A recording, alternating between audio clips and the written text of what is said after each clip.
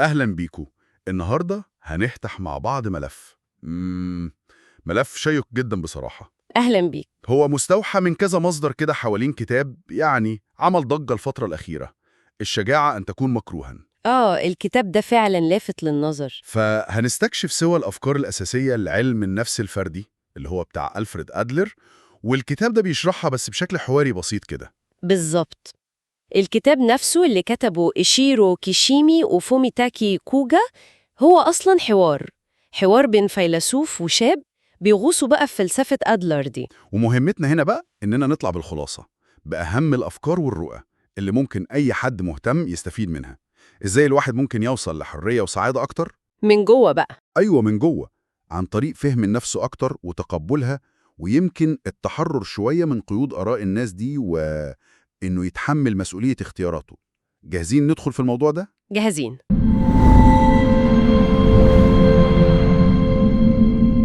يا أهلا بيكم. تخيلوا كده لو حد قال لنا إن الماضي ملوش أي علاقة بحاضرنا أو مستقبلنا خالص، وإن أي مشكلة بنمر بيها أيا كانت سببها الحقيقي هو علاقتنا بالناس. أفكار تبان صادمة شوية، صح؟ دي بالظبط الأفكار اللي بيناقشها واحد من أكتر الكتب اللي عملت ضجة في العالم، الشجاعة لتكون مكروها، وده اللي هنستعرضه مع بعض النهاردة.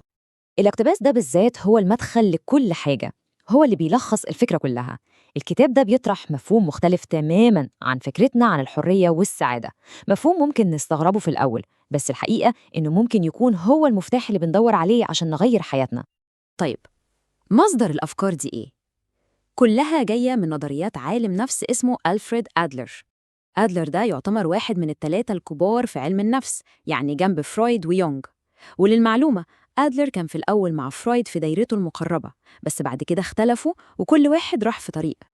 اللي بيميز فكر أدلر عن غيره وخصوصاً فرويد هو إنه ما كانش بيبص للفرد لوحده، كان دايماً بيركز على الشخص جوه مجتمعه. يعني كان شايف إن إحساسنا بالانتماء وإننا عندنا القدرة نختار طريقنا هم دول أساس أي صحة نفسية.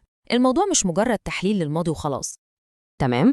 خلينا بقى ندخل في أول فكرة أساسية، واللي بصراحة ممكن تكون هي أكتر فكرة هتصدم أي حد بيقرأ الكتاب. فكرة إن الماضي ملوش سلطان علينا. عشان نفهم الموضوع ده لازم نفرق بين طريقتين في التفكير. طريقة فرويد اللي بنسميها السببية، ودي بتقول إن كل اللي احنا فيه النهاردة هو بسبب اللي حصل لنا زمان. أما بقى طريقة أدلر اللي بنسميها الغائية، فبتقول لأ، احنا اللي بنستخدم تجارب الماضي دي عشان نوصل لهدف أو غاية معينة دلوقتي. هديكم مثال يوضح الفكرة. واحد نفسه يبقى كاتب بس مش بيكتب أي حاجة. أدلر هيقولك هو مش بيكتب عشان عنده غاية دلوقتي، وهي إنه يفضل عايش في وهم أنا لو حاولت هنجح، وبكده بيتجنب إنه يواجه حقيقة إنه ممكن يفشل لو جرب فعلا. ومن هنا بنوصل للجملة اللي ممكن تكون أكثر جملة بتعمل جدل في الكتاب كله، وهي إن علم نفس أدلر بينكر فكرة الصدمة النفسية أو التروما بالشكل اللي نعرفه. مش بينكر إن الأحداث المؤلمة بتحصل، لأ، لكنه بيرفض فكرة إنها قوة حتمية بتشكل حاضرنا ومستقبلنا غصب عننا. طبعا فكرة زي دي صعبة جدا على ناس كتير، وده مفهوم. يعني المناقشات اللي دايرة حوالين الكتاب ده دايما بتقف عند النقطة دي. طيب، ما الصدمات ليها تأثيرات جسدية حقيقية على المخ؟ ده علم. وفي أطفال تجاربهم الصعبة بتأثر على تكوينهم النفسي والعصبي، غير إن الفكرة دي ممكن تحسس الضحية إنها ملامة على اللي هي فيه. بس الكتاب بيحاول يوضح إن القصد مش إنكار الألم أبداً. الفكرة هي تقديم أداة للتمكين. يعني تمام، الأحداث الصعبة حصلت والماضي مش هنقدر نغيره، لكن المعنى اللي بنديه للأحداث دي والقصة اللي بنحكيها لنفسنا عنها دي في إيدينا إحنا نغيرها. القوة مش في تغيير الماضي، القوة في تغيير علاقتنا بيه. كلام جميل ونظري، بس إزاي ممكن نطبق الفلسفة دي في حياتنا اليومية وعلاقاتنا بالناس؟ هنا بقى الكتاب بيقدم لنا أداة عملية جدا ومهمة قوي. الأداة دي اسمها فصل المهام، وفكرتها بسيطة قوي. عشان نقلل الصراعات والقلق في حياتنا لازم نعرف نفرق بوضوح بين اللي يخصنا واللي يخص غيرنا، نركز بس في الحاجات اللي تحت سيطرتنا إحنا. طيب، إزاي نعمل كده؟ الطريقة سهلة. لما تحصل أي مشكلة مع أي حد نسأل نفسنا سؤال واحد حاسم: مين في النهاية اللي هيتحمل نتيجة الاختيار اللي هيتاخد ده؟ الإجابة على السؤال ده بتحدد دي مهمة مين بالظبط، ولو طلعت مش مهمتنا يبقى ما نتدخلش. مثال بسيط وواضح جدا: هل فلان بيحبني أو بيكرهني؟ دي مهمته هو، مش مهمتي أنا. رأيه فيا ده يخصه هو. مهمتي أنا إني أعيش حياتي بصدق وأكون نفسي. لما بنفصل المهام بالشكل ده بنتحرر من عبء إرضاء الناس طول الوقت، وده لوحده بيشيل من علينا حمل كبير قوي. فكرة فصل المهام دي بتفتح الباب لنقطة أعمق وأشمل، وهي نظرتنا للعلاقات الإنسانية نفسها. الكتاب هنا بيقترح إننا نغير الطريقة اللي بنبص بيها لعلاقاتنا دي من جذورها، لأن أدلر كان عنده إيمان راسخ بحاجة مهمة جدا: كل مشاكل الإنسان مصدرها العلاقات، بس في نفس الوقت كل سعادة الإنسان برضو مصدرها العلاقات. وعشان كده الكتاب بيقسم العلاقات لنوعين.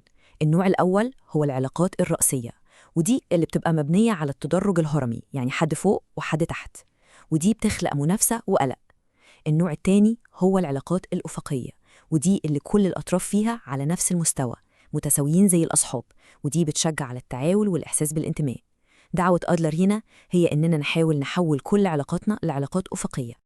طيب والسر عشان نوصل للعلاقات الأفقية دي إيه؟ نقطة واحدة وحاسمة: نبطل ندور على التقدير والاعتراف من الآخرين، لأن في اللحظة اللي بنبقى محتاجين فيها تقدير من حد، إحنا بنحطه في مكانة أعلى مننا، وبنحول العلاقة فوراً لعلاقة رأسية، وبنسلم له مفتاح حريتنا.